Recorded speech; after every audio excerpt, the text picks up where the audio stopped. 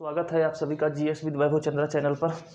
जैसा कि हमने कहा था सभी से कि आगे अंबेडकर साहब पे वीडियो बनाएंगे, तो आज हम वीडियो बनाएंगे हिंदू कोड बिल, जो कि जैसे बहुत से लोग कहते हैं कि अंबेडकर साहब क्यों महान थे। तो आज हम इस बात को समझेंगे कि अंबेडकर साहब क्यों महान थे और इनकी महानता का क्या कारण था। तो जितना भी आपने अंबेडकर के बारे में सुना होगा, बहुत कम लोग ही जानते होंगे कि अंबेडकर साहब के ये कौन से ऐसे काम थे जिन्होंने उनको इतना फेमस बना दिया, जिन्होंने यहाँ पर उनको इतना बड़ा एक तरीके से आधुनिक समाज का मनु कहा जाता है। जैसे कहा जाता है कि हमारे अगर आपसे पूछा जाए कभी एग्जाम में कि आधुनिक समय का मनु किसे कहा जाता है, तो वो कहा जाता है डॉक्टर भीमराव अंबेडकर को कहा जाता है। जैसे क्यों कहा जाता है डॉक्टर भीमराव अंबेडकर को? क्योंकि हमारे यहाँ के जो पहले के समाज थे, जो पहले की परंपराएं चली आ रही थी, वो मनु के द्वारा बनाए हुए चले आ रहे थे। मनु वही व्यक्ति था जिसने भारत में समाज को 4 वर्गों में बांटा था, ब्राह्मण, क्षत्रिय, वैश्य, शूद्र। उस समाज, उस परंपरा को समाप्त करने के कारण और एक नई समाज शुरू करने के कारण इस समाज में हम लोग डॉक्टर भीमराव अंबेडकर को आधुनिक मनु कहते हैं, क्योंकि उन्होंने सदियों से चली आ रही परंपरा को क्या किया था, समाप्त कर दिया था। इसलिए तो देखिए ये हिंदू कोड बिल क्या है। तो पहले इस हिंदू कोड बिल के बारे में समझने से पहले हम लोग थोड़ा सा बात कर लेते हैं। एक व्यक्ति के बारे में हमने बात की थी, जिस व्यक्ति का नाम था डॉक्टर बी आर, जो सलाहकार समिति थे संविधान के, BN राव। क्या नाम था उनका? BN राव, जिनके बारे में हमने बात की थी। इनकी अध्यक्षता में 1941 में एक कमेटी गठित की गई थी, जिस कमेटी का नाम था हिंदू लॉ कमेटी नाम था। अच्छा, एक बात याद रखना कि पूरे संविधान सभा में डॉक्टर भीमराव अंबेडकर की जितना पढ़ा लिखा और समझदार व्यक्ति कोई नहीं था। फिर से सुन लीजिए, मैंने कहा ना कि डॉक्टर भीमराव अंबेडकर की जितना पढ़ा लिखा और समझदार व्यक्ति पूरे संविधान सभा में कोई नहीं था। क्यों मैं कह रहा हूँ? क्योंकि वो एक नहीं, दो नहीं, तीन विषयों में PhD धारक थे। तीन विषयों के PhD किए हुए व्यक्ति थे डॉक्टर भीमराव अंबेडकर। उनके समान संविधान में कोई खड़ा नहीं होता था संविधान सभा में कि खड़ा होकर के डॉक्टर अंबेडकर साहब से कानून के संबंध में कुछ बात कर ले। उनके करीब में कोई अगर ज्ञानी थोड़ा बहुत व्यक्ति अगर था तो वो व्यक्ति कौन थे? Doctor BN Rao. और मैंने बताया था डॉक्टर BN राव क्या थे? ये ICS अधिकारी थे। ICS का मतलब होता है इंडियन सिविल सर्विस। जैसे आज के समय में IAS का पद होता है, वो वाला पद अंग्रेजों के समय में इनको मिला था, ICS, जिसे IAS का पद आज वर्तमान में हम लोग कहते हैं। और ये इन पर अंग्रेजों का बहुत बड़ा विश्वास भी रहता था, बहुत अधिक विश्वास रहता था। और मैंने BN राव के बारे में बताया था कि ये भारत के संविधान के साथ साथ म्यांमार के संविधान के भी निर्माण में सहयोग दिए थे। और ये जो संयुक्त राष्ट्र संघ का जो सिक्योरिटी काउंसिल होता है, जो सबसे प्रमुख विभाग होता है संयुक्त राष्ट्र संघ का, उसके भी ये हेड रहे हैं BN राव। और अंतर्राष्ट्रीय न्यायालय में चीफ जस्टिस भी रहे हैं कौन? BN राव, भारत की तरफ से प्रथम व्यक्ति। तो बहुत ही योग्य व्यक्ति थी ये, बहुत ही योग्य व्यक्ति। तो डॉक्टर भीमराव अंबेडकर के बाद अगर दूसरा कोई लेकिन ये संविधान सभा का सदस्य नहीं थे, ये एक ICS अधिकारी थे, उसके सलाहकार थे। इनकी इस अध्यक्षता में 1941 में एक कमेटी गठित की गई थी, जिसका नाम था हिंदू लॉ कमेटी। इस हिंदू लॉ कमेटी में अंग्रेजों ने गठित क्यों किया था? इसके अध्यक्ष थे BN राव इस कमेटी के। ये कमेटी गठित की गई थी क्योंकि हिंदू धर्म जो था, हिंदू धर्म में बहुविवाह प्रथा चला करती थी। बहुविवाह प्रथा जिसे कहते हैं, इंग्लिश में कहते हैं पॉलीगेमी। क्या बोलते हैं? पॉलीगेमी बोलते हैं। पॉलीगेमी को हिंदी में कहते हैं बहुविवाह। क्या बोलते हैं? बहुविवाह प्रथा कहते हैं। तो बहुविवाह प्रथा चलती थी हिंदू धर्म में। जैसे भारत में बहुत लोग आवाज़ उठाते हैं ना कि मुस्लिमों में ये बहुविवाह प्रथा चलती है, तो मुस्लिमों को ढंग नहीं है जीने का, ये बहुत कुछ ऐसे लगाते हैं ना तरह का ना कि ये लोग बहुत कुछ करते हैं, जीने का ढंग नहीं है, बहुत कुछ का ढंग नहीं। भारत हिंदू धर्म में ऐसे ही चला करता था। हिंदू धर्म में इससे बचा हुआ नहीं था, ये भी उसी जैसा था। तो इसके वजह से, पॉलीगेमी की वजह से जो हिंदू महिलाएँ होती हैं उन पे इसका क्या प्रभाव पड़ता है? हिंदू वुमेन्स पर या महिलाओं पर इसका क्या प्रभाव पड़ता है? उस प्रभाव की जांच करने के लिए अंग्रेजों ने एक कमेटी गठित की गई थी कि देखो भाई, कि जब विवाह कोई पुरुष दूसरी शादी जब कर ले रहा है तो उसकी जो पहली बीवी है उसकी क्या स्थिति होगी। ऐसे समझिए कि जैसे आप अपने घर में हैं, आपके पिताजी या कोई भी लड़की मान लीजिए कि पुरुष ने जैसे ही दूसरी शादी की, उस पहली स्त्री या पहली पत्नी का क्या दशा होगा? न तो उसका ठीक से रख रखा होगा, न ठीक से उसका ख्याल रखा जाएगा, और अगर पहली बीवी से बच्चे हैं तो उस पहली बीवी के बच्चे का भी ठीक से ख्याल नहीं रखा जाएगा। मतलब उसके ऊपर बहुत बुरा प्रभाव पड़ता था। और जो पहली बीवी है वो जो बीवी है वो अपने पति से हमेशा डरी सहमी रहती है कि कब न ये क्या कर दे, दूसरी बीवी ला दे।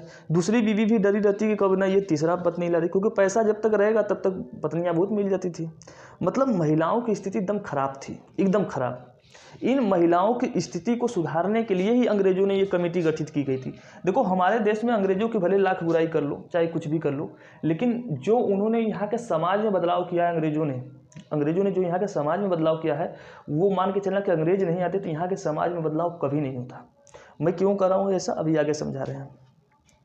तो इन्हीं हिंदू वोमेन्स की स्थितियों को सुधार करने के लिए कमेटी गठित की गई थी, और इस कमेटी ने जो BN राव थी इन्होंने बहुत बढ़िया इस पर सुझाव दिया था। फिर 1944 में ये रिपोर्ट अपना उन्होंने दिया, 1944 में अपना रिपोर्ट दिया अंग्रेजों को कि भाई ऐसा ऐसा काम कीजिए तो यहाँ के समाज में क्या आएगा, बदलाव आएगा। फिर अंग्रेजों को लगा कि नहीं, अभी भी कुछ कमियां हैं, अभी भी ठीक से आपने अपने रिपोर्ट में बातें बहुत कुछ नहीं लिखी हैं। फिर 1944 में BN राव की ही अध्यक्षता में एक फिर कमेटी गठित की गई, हिंदू लॉ कमेटी, कि भाई अभी भी इसमें कुछ बदलाव करो। और ये जो इनके कमेटी गठित की गई थी वो अपना रिपोर्ट कब दी, 1947 में। मतलब महिलाओं की स्थिति में सुधार करने के लिए, तलाक, विवाह, इस सब में सुधार करने के लिए 1947 में ये कमेटी ने क्या किया, अपना रिपोर्ट सौंपा। किसको सौंपा? अब 1947 में हमारे देश की संविधान सभा क्या हो चुकी थी, बन चुकी थी। जो मैंने संविधान सभा की बात की थी वो संविधान सभा बन चुकी थी, और देश आज़ाद भी हो चुका था संविधान सभा। और इस संविधान सभा में मैंने एक समिति बताई थी जिसका नाम था प्रारूप समिति। क्या नाम था? प्रारूप समिति। प्रारूप समिति के अध्यक्ष कौन थे? डॉक्टर भीमराव अंबेडकर। मैंने बताया था डॉक्टर भीमराव अंबेडकर। डॉक्टर भीमराव अंबेडकर इसके अध्यक्ष थे उस प्रारूप समिति। और भारत के ये क्या थे, कानून मंत्री भी थे, बन चुके थे, क्योंकि अब आज़ादी अब मिल गई थी। हमारे देश के कानून मंत्री प्रथम कौन बन चुके थे? डॉक्टर भीमराव अंबेडकर। अब ये समिति जो बनी है BN राव के अध्यक्षता में, ये कमेटी जब अपनी रिपोर्ट संविधान सभा में रखेगी, उस कमेटी की जांच पड़ताल या उसकी देख रेख जो करेगी एक सेलेक्टिव कमेटी का मतलब होता है कि जैसे संविधान में जब कोई भी बात या कोई भी रिपोर्ट जब कोई रखी जाती है तो संविधान में जितने सदस्य होते हैं उन्हीं सदस्यों में से कुछ लोगों को मिला करके एक बना दी जाती है कमेटी, जिसे कहते हैं सलाहकार समिति। तो सेलेक्टिव हिंदी में क्या बोलेंगे उसे? निर्वाचित समिति, निर्वाचित नहीं, चुनी हुई समिति बोलेंगे। उस चुनी हुई समिति या सिलेक्टिव कमेटी ने वो जो रिपोर्ट प्रस्तुत किया गया था BN राव के द्वारा, उसकी जांच किया। उस जांच में देखा गया कि भाई इन्होंने तो बड़े अच्छे क्या किए गए हैं, उपबंध किए गए हैं। वो उपबंध क्या थे मैं वो समझा रहा हूँ। उसमें उपबंध ये था कि बहुविवाह प्रथा क्या कर दी जाए, समाप्त कर दी जाए। बहुविवाह प्रथा समाप्त कर दी, यानी पॉलीगैमी को क्या किया जाए, समाप्त किया जाए, बहुविवाह को समाप्त किया जाए। और क्या था? तलाक जो है ये महिलाओं की स्वतंत्रता कर दी जाए कि महिलाएं भी तलाक दे सकती हैं। फिर और इसमें था कि संपत्ति में भी महिलाओं को अधिकार दिया जाए, संपत्ति में भी महिलाओं को क्या किया जाए, अधिकार दिया जाए। विधवा पुनर्विवाह की व्यवस्था की गई थी कि महिलाएं पुनर्विवाह भी कर सकती हैं, यानी पुनर्विवाह, अगर किसी महिला ने अगर कोई विधवा हो गई है तो उसकी भी क्या किया जा सके, पुनर्विवाह की भी प्रथा शुरू की है। तो ये समझिए कि अम्बेडकर जब ये 1948 में जब इन्होंने ये रिपोर्ट सौंप दिया तो अब ये चला गया अम्बेडकर साहब के पास। अम्बेडकर साहब इसी जो बिल था इस बिल को कहाँ लेकर के आए? 1948 में संविधान सभा में लेके आए। कहाँ पर लेकर भाई? संविधान सभा में। मामला अब गंभीर हुआ। मैंने क्या क्या कहा, इसमें कौन कौन बातें थी? बहुविवाह समाप्त कर दी जाएगी। अब उसमें जो संविधान सभा में सदस्य जो थे वो अधिकतर कौन थे? वो अधिकतर ब्राह्मण समाज से थे, अधिकतर उसमें उच्च जाति के लोग थे, अधिकतर जो मैं कह रहा हूँ कांग्रेस में भी, और अधिक उसमें से कुछ निम्न जाति के भी थे, कुछ सिख थे, कुछ बौद्ध थे, अलग अलग धर्म के लोग उसमें सम्मिलित थे।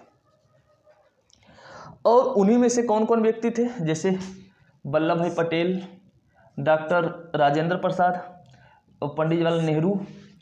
पंडित जवाहरलाल नेहरू नहीं, ये तो पंडित जवाहरलाल नेहरू बहुत ही महान व्यक्तित्व थे, मैं उनको बताऊं। ये एक पुरुषोत्तम दास टंडन थे। कौन थे? पुरुषोत्तम दास टंडन साहब थे। एक जेबी कृपलानी साहब थे। ये लोग क्या हो गए? अच्छा, एक चीज मेरा एक बात याद रखना कि डॉक्टर भीमराव अंबेडकर साहब का कहना था कि किसी भी समाज, कोई भी समाज कितना विकसित है, अगर इस बात को समझना हो तो उस समाज की महिलाओं की स्थिति को देख लीजिए। मतलब कि अगर किसी समाज में महिलाओं की स्थिति अच्छी है, चाहे वो हिंदू समाज हो, बौद्ध समाज हो, इस्लाम समाज हो, अगर महिलाओं की स्थिति अच्छी है, इसका मतलब समझ लेना कि वो समाज विकसित है। ये किसने कहा था? डॉक्टर भीमराव अंबेडकर ने कहा था, और एकदम सही बात कही थी, आज भी लागू होता है।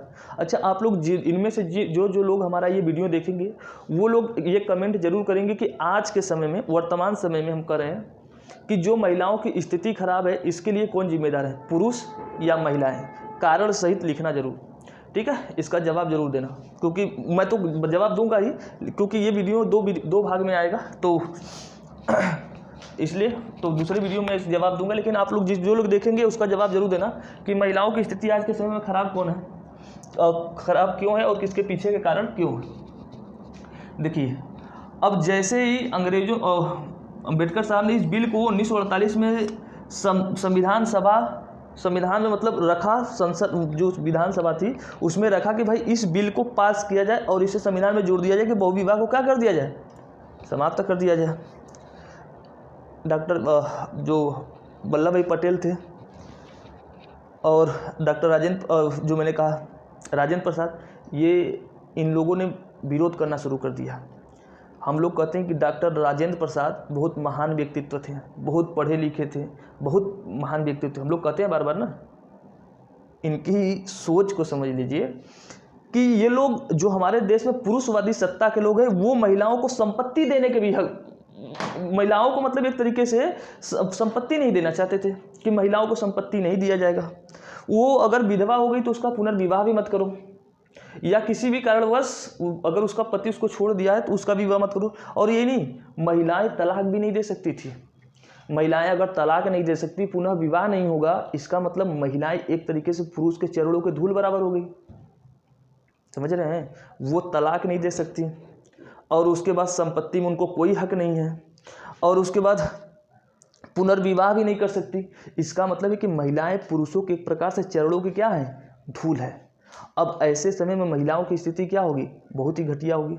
और नेहरू साहब जो थे, हमारे देश के पंडित जवाहरलाल नेहरू, इनका कहना था कि हमें जो आज़ादी मिली है ये सिर्फ अंग्रेजों से नहीं मिली है, हमें आज़ादी, मैं वल्लभ भाई पटेल अंबेडकर साहब की बात नहीं कर रहा हूँ, अंबेडकर साहब तो थे ही इस विचारधारा के कि भाई हमको तो सब कुछ बदलना है।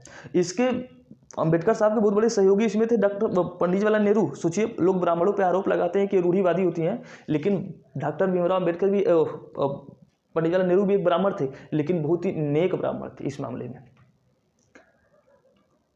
और तो अंबेडकर उन्होंने कहा था कि देखिए भाई, यहाँ की महिलाएं जो वो अंग्रेजों से सिर्फ आज़ाद नहीं होंगी, नेहरू साहब का कहना था, वो यहाँ के पुरुषों से भी आज़ाद होना चाहती हैं। पुरुष एक नहीं 4 विवाह कर सकता है, 10 विवाह कर सकता है, 50 विवाह कर सकता है। और महिलाएं की स्थिति मैंने बताया ही क्या है। अब ऐसे समय में जब ये बिल लाया गया तो इन अंबेडकर साहब का विरोध करने वाले कौन कौन लोग थे? वल्लभ भाई पटेल, जो कि हमारे देश के प्रथम गृह मंत्री थे, ये भी विरोध कर रहे थे। पता नहीं, समझ में नहीं आता कि वल्लभ भाई पटेल इतने बड़े वो व्यक्ति थे और इतना घटिया काम कैसे कर रहे थे। डॉक्टर राजेंद्र प्रसाद, जिनको हम लोग कहते हैं कि इतने महान व्यक्ति, तो बहुत पढ़े लिखे व्यक्ति थे और संविधान सभा के हमारे अध्यक्ष भी थे, ये भी महिलाओं को ये हक देने के अधिकार में नहीं थे। मतलब ये अधिकतर ब्राह्मणवादी मानसिकता से ग्रसित थे, और नेहरू साहब ब्राह्मण होकर ब्राह्मणवादी मानसिकता से ग्रसित नहीं थे। मतलब मैंने कहा ना कि एक बात याद रखना कि मैंने और बताया था कि डॉक्टर भीमराव अंबेडकर साहब ब्राह्मणों के खिलाफ नहीं थे, ब्राह्मणवाद के खिलाफ थे, मनुवाद के खिलाफ थे। उन्होंने 1927 में जो मनुस्मृति फूका था, जलाया था, उसको जलाने के बाद से ही उन्होंने इस समाज में क्रांति शुरू कर दी थी। और डॉक्टर भीमराव अंबेडकर के सहयोगी भी कई ब्राह्मण थे। इसलिए मैं भी बताऊं कि मैं ब्राह्मणों के खिलाफ नहीं हूं और ना किसी क्षत्रियों के खिलाफ हूं, किसी के खिलाफ नहीं, मैं जातिवाद के खिलाफ नहीं हूं, बल्कि जो ब्राह्मणवाद है, जो जातिवाद है, उसके खिलाफ हूं मैं। तो उसी में डॉक्टर राजेंद्र प्रसाद और एक मैंने कहा ना पुरुषोत्तम दास टंडन, ये कांग्रेस के क्या थे? अध्यक्ष थे। ये कांग्रेस के क्या थे? अध्यक्ष थे उस वक्त। और ये जो जेबी कृपलानी है, कृपलानी साहब, इनके बारे में जान लीजिए। आपने एक जीके पढ़ा होगा कि उत्तर प्रदेश की प्रथम महिला मुख्यमंत्री कौन थी? सुचेता कृपलानी। ये इन्हीं महाशय की पत्नी थी, जेबी कृपलानी। अपनी पत्नी को तो मुख्यमंत्री बना दिया है उत्तर प्रदेश को, 1947 से ही मुख्यमंत्री बन गई है सुचेता कृपलानी को, और दूसरे महिलाओं को ये हक नहीं देना चाहते हैं। अच्छा, आप लोग भी कमेंट कीजिएगा इस मामले पे कि क्या ये अंबेडकर साहब गलत चीज़ कर रहे थे? उनका कहना था कि जब तक महिलाओं को ये सब अधिकार नहीं दिया जाएगा तब तक महिलाएं कहाँ आज़ाद होंगी, गुलाम की गुलाम ही रहेंगी। फिर देखिए ये मामला चलता रहा, संविधान सभा में कोई इस बिल को पास करने को तैयार नहीं था। जो मैंने ये हिंदू कोड बिल लिखा है, यही सब बातें इसमें थी, कोई इसको पास करने को तैयार नहीं था। डॉक्टर राजेंद्र प्रसाद तो यहाँ तक कह रहे थे, जब देखिए 48 से 50 आ गया, 48 से घटना कब आ गई? 48 से 50 आ गया, क्योंकि बिल पास हो ही नहीं रहा था। 48 से जब 50 आ गया, 26 जनवरी 1950 बीत गया। 26 जनवरी 1950 जब ये बीत गया तो इस बिल को अंबेडकर साहब लेके बार बार इसमें चक्कर लगा ही रहे थे कि अब पास हो जाए, अब पास हो जाए, महिलाओं के हक के लिए लड़ रहे थे। और देखो इनके विरोध करने वाले कौन कौन? एक तो ये कांग्रेस के बहुत से सदस्य, मैं कुछ लोगों के ही बस गिने चुने जो नामी लोग हैं उनके नाम लिखा रहा हूँ। और इनके विरोध में कौन थे? और इनके विरोध में सवर्ण महिलाएं भी थी, सवर्ण जाति की महिलाएं, सवर्ण जाति की भी महिलाएं थी। और एक व्यक्ति थे जिनका नाम था करपात्री महाराज। उस वक्त ये बड़ा प्रसिद्ध व्यक्ति थे, करपात्री महाराज। नाम से ही लग रहा है कि करपात्री यानी कुपात्री महाराज, ठीक है, करपात्री नहीं कुपात्री महाराज कहना चाहिए। सवर्ण जाति की ये महिलाएं क्या कहती थी? ये सवर्ण जाति की जो महिलाएं थी, जैसे कि आज भी आपने गांव में देखा होगा, तो आज भी गांव में क्या कहती हैं? निम्न जाति की, जो उच्च जाति की महिला होती हैं, कहीं पर कोई चोरी कर लेता है तो कहते हैं, सुना होगा आपने कि, मुझे कहने में भी अजीब लग रहा है लेकिन फिर भी कहना ही पड़ेगा, जैसे कहते हैं हम का चोर चमार हुए हो। ये मानसिकता क्या बताती है? ये बताती है मानसिकता कि ये सवर्ण जाति के लोग कहती थी अंबेडकर साहब को, तुम तो नीच जाति को, भाई तुम हमारे समाज में हस्तक्षेप क्यों करने आ रहे हो?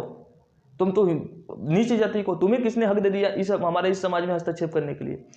और अंबेडकर साहब का बार बार कहना था कि हम जो ये हमारे यहाँ जो सामाजिक परंपराएं चली आ रही, इस समाज की परंपराओं को मैं क्या करूँगा? बदल दूंगा। और नेहरू साहब भी बार बार कहते थे कि हमें सिर्फ अंग्रेजों से आज़ादी नहीं मिली है, हमारे देश की जो सामाजिक परंपराएं हैं इसको भी मैं बदलूंगा।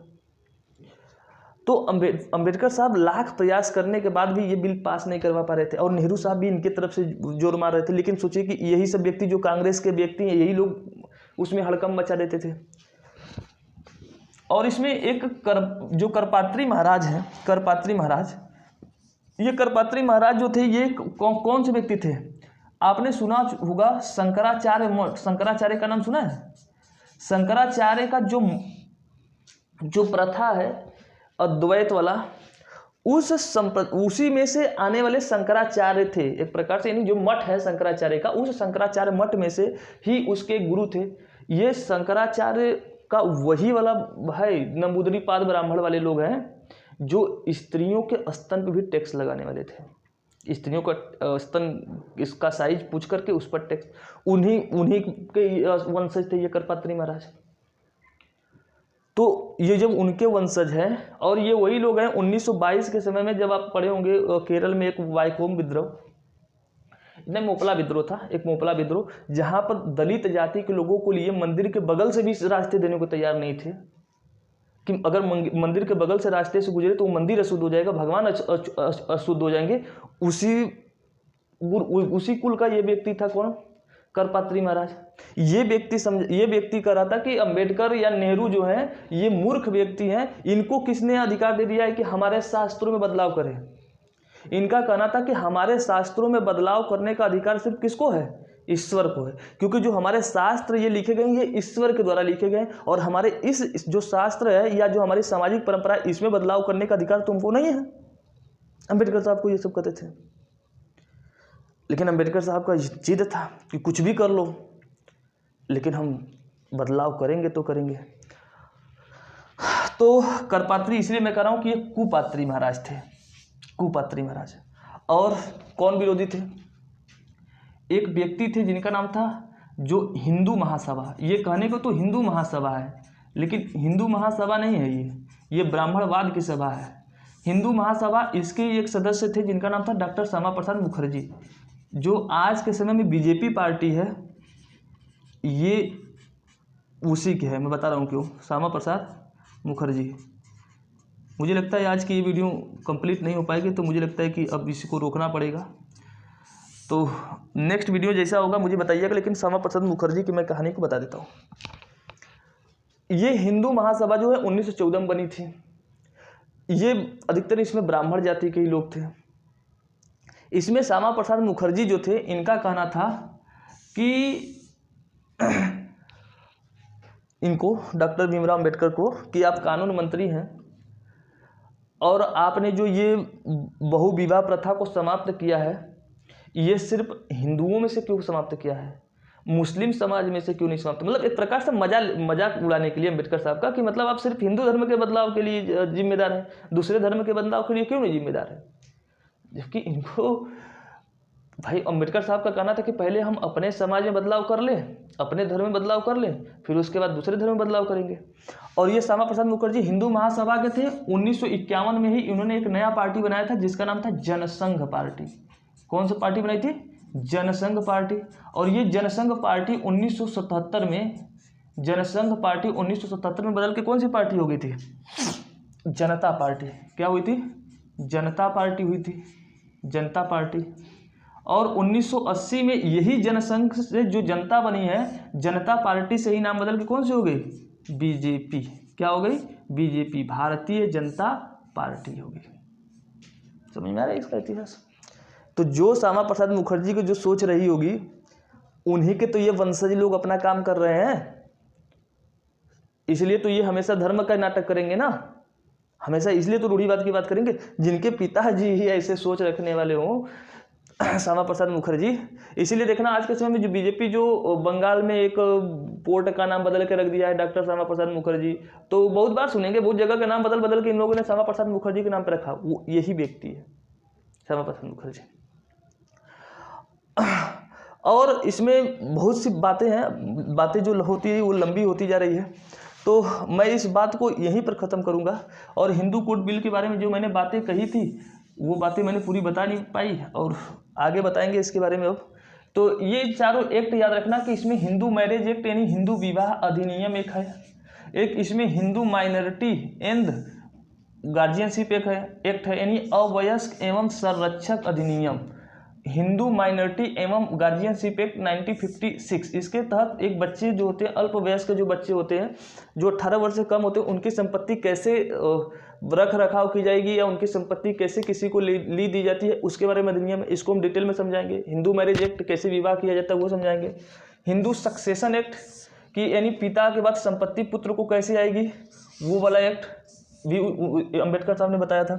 Hindu adaptation and maintenance act यानी दत्तक एवं भरण पोषण एक्ट, यानी किसी बच्चे को गोद कैसे लिया जाएगा और उसका भरण पोषण कैसे किया जाएगा, इस मामले में जो बिल बनाया गया इसे कहते हैं Hindu adaptation and maintenance act. मैंने सोचा था कि ऐसे आज वीडियो खत्म हो जाएगा, लेकिन हो नहीं पाया। अब इसके बाद मैंने जो यहाँ पर श्यामा प्रसाद मुखर्जी तक बताया है, इसके बाद मैं इसका वीडियो कमेंट करेंगे तो कल ही बनाएंगे, नहीं तो फिर नेक्स्ट संडे को बनाएंगे। ठीक है, तब तक के लिए धन्यवाद, गुड नाइट।